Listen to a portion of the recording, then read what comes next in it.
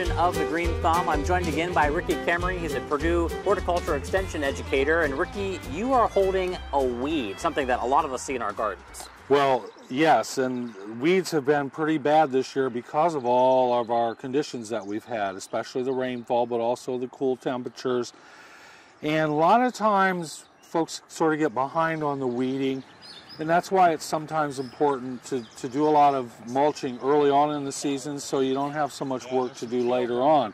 You know, universities such as Purdue and other universities really started to promote mulch as a way to conserve moisture. It also regulates the soil temperature and again cuts down on possible weeds that you might have, so there's a lot of benefits. The problem is like everything, people tend to overdo it. So what we're going to use is just regular old newspaper. Okay, cheap. It is. But effective. Effective, and the best thing is that it will biodegrade after a while, turn back into organic matter and help replenish our soil. So again, you're getting multiple benefits. You don't want to use the shiny colored sections of the paper. So use the print sections. Yes, and I prefer to use the editorial sections, but that's just me, okay? What we're going to do is just lay this down in this empty space. Okay.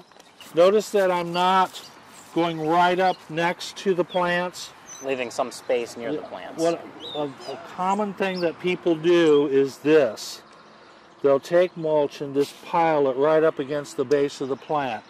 You don't want to do that. Okay. We don't want to use any more than about 2 to 3 inches of mulch. Okay. So just basically enough to cover the paper. Yeah. So you can't see it anymore.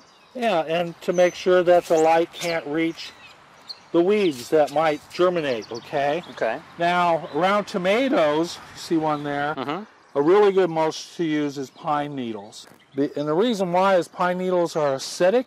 Okay. And tomatoes kind of like that. So if you do this, how often would you have to do this during a season?